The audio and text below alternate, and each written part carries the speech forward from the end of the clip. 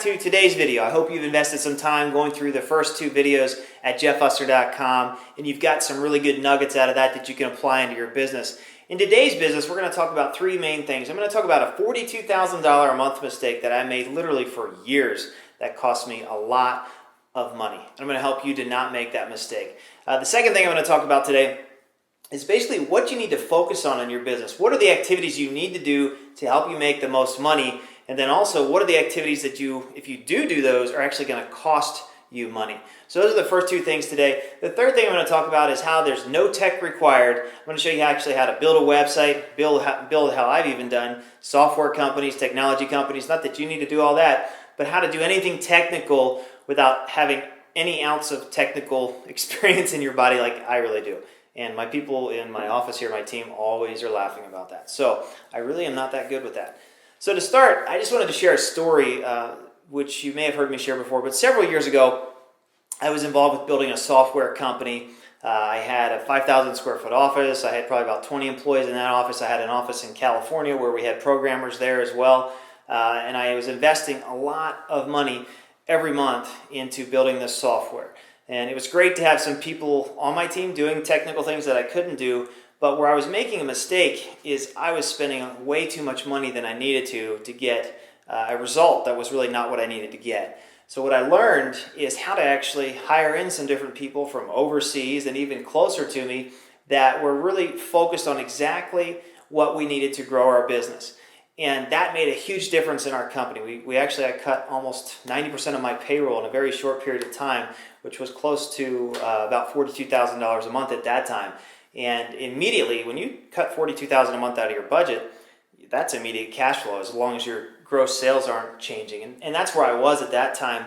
I had very high gross sales, but one thing I learned is when you have high gross sales, it can actually just be kind of gross. There's not much net in there, and for me, it was actually the opposite. So that's a little bit about the mistake I made, and I want to go into what exactly I did to take care of that. So when you're hiring in your first person, whether it's just on one project, or whether you're putting somebody into an office right with you who's doing work with you, or you're hiring somebody overseas, there's a few things you want to focus on before you even look at hiring that person. So I want to guide you through 4 questions that I take myself through on any activity that we're going to work with in our business.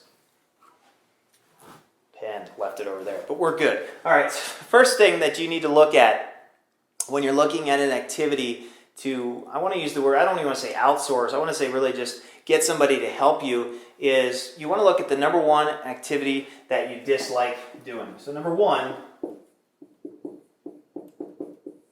what's like the number one activity in your business right now that you dislike doing? You know, it needs to get done, it's got to get done, but you don't like doing it. So we're going to look at that, and that's a question you need to ask yourself. The second thing that we're going to talk about is the number one activity that you do in your business, but you're really not good at doing it. Maybe you don't hate it, but you're not the best at doing it.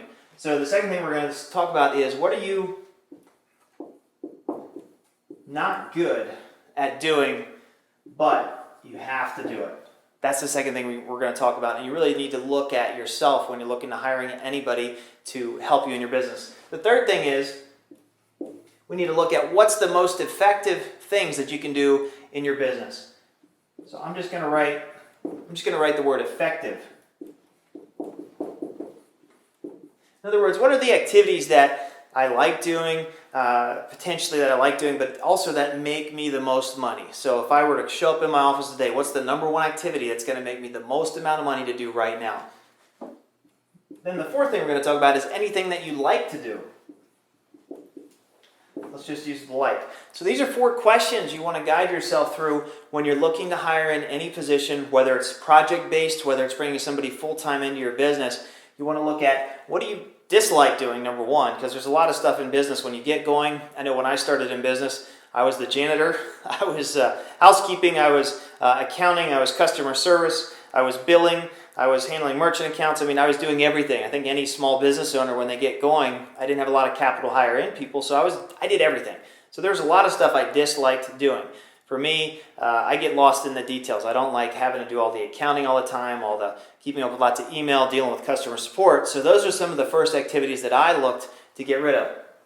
Some of the other things that I wasn't good at but that needed to get done, I actually just mentioned, but things like accounting and things like, so as soon as I could afford a bookkeeping service to come in and help with me, and not that I just stopped looking at my books, but I brought in people who could open the mail. They could go through all the accounting. They could go online, pull my credit card statements. They could get all of our taxes. After you start having employees, you have to file different things like that. So those are things that I started to hire in and outsource right away.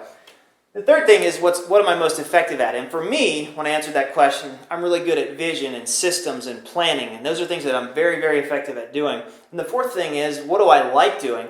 I love just planning. I love looking at what can help this company grow and what's going to take us to the next level. So those are the things that I started to outsource or started to hire in, and then the activities I started to be able to focus on more today. So now, in most weeks, I'll work 20 hours in a week, but the hours that I invest into my businesses now are very prime. They're focused on the activities, the highest leverage activities that create the most results. And that's what you want to have in your business as well. So focusing on the activities that create the most results. Let me show you one quick thing here. I learned this a few years ago. And bear with me as I scream through this. But we're going to do 2 columns, and you can write this on paper. You can write this on paper yourself. So 2 columns of 1 to 10. The first one is, first column is what are your activities, okay? The second column is going to be what are your results. And there's a rule out there called the 80-20 rule. And for me, a lot of my business life, I'm going to show you where I was. You can spend 20% of your time, or most of your time, focusing on the top 20% of your activities. And that is going to yield you about 80% of your results. So that's not where I spent most of the time in my life. Where I spent most of my time working was working on the 80% of the activities that created 20% of my results. So when you go through the questions I just put you through, and when you can become very effective at focusing on these activities, the top 20% of your activities which yield 80% of your results, you're able to work less hours and become hundreds of percent more productive. I know when we implemented this in our business, our profits grew almost 500% immediately when we were really able to focus on doing this every day in our business. I'm going to talk more about that in another video. So we've talked about the 4 areas when you're looking to hire in activities. We talked about what do you dislike, what do you have to do but you're not good at, what are you most effective at doing, and what do you like to do. What I want to talk about just for a little bit more is what do you dislike doing. For me, that was anything technical. That was building a website. So when I first got started building an online business, I didn't know how to build a website. I still don't know how to build websites. I still do the same process that I'm going to teach you right now. But what I learned is I could just hire in somebody to do one website at a time. And what I've learned from that is once I have somebody who's really good at building one website at a time, I can then go and hire them full-time overseas and have them work for me for literally just a couple $100s a month, creating all the websites, doing all the technical things that I would have no idea what to do. So here's what I did on my first project. I had a website. I followed the first 2 videos that you've already seen where I took a website through the green light system, and it was a market that I wanted to enter into. I thought I could make money with. Well, all I did is I went to a website called elance.com. That's elance.com. And all I did was post my project there. I posted the URL of the website that I wanted to build something similar to, because I found that through the green light system. And I simply said, here's a few tweaks, here's a few things I'd like to do that they're not doing. And what they did is that within just a matter of days, I had somebody who would build my website at the price point I wanted.